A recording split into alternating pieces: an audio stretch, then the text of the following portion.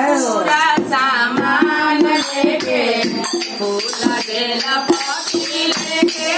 पूरा सामान लेके चर्चा करेली अपन दुआरी पियर साड़ी वाली चर्चा करेली अपन दुआरी पुरानी साड़ी वाली हरदम बोलेली जय जयकारी पियर साड़ी वाली हरदम बोलेली जय जयकारी पियर साड़ी वाली चर्चा करेली अपन दुआरी पियर साड़ी वाली। पियर तो साड़ी पहले बाड़ी लेकिन साड़ी के आने भोग लगावे खातिर गुरु जी के तो उठ बैठ पूजा करे खातिर करबू करी तो देखी साड़ी के कैसे कहतरी क्या कहतरी जी। अरे बेउआ मिसिया लेके लड्डूआ पेड़ा लेके बेउआ मिसिया लेके लड्डूआ पेड़ा लेके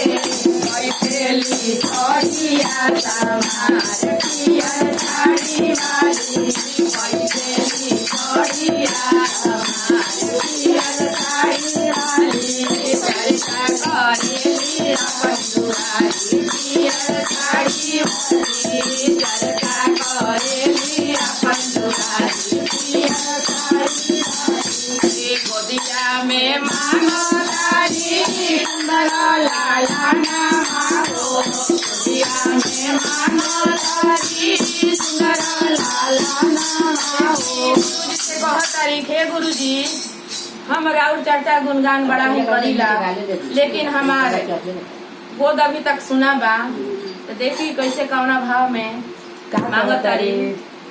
गोदिया में मांगो तारी सुंदर लाला नामारो कहेली गुरु हमार सुनवाया नामारो गोदिया में मांगो तारी सुंदर लाला नामारो कहेली गुरु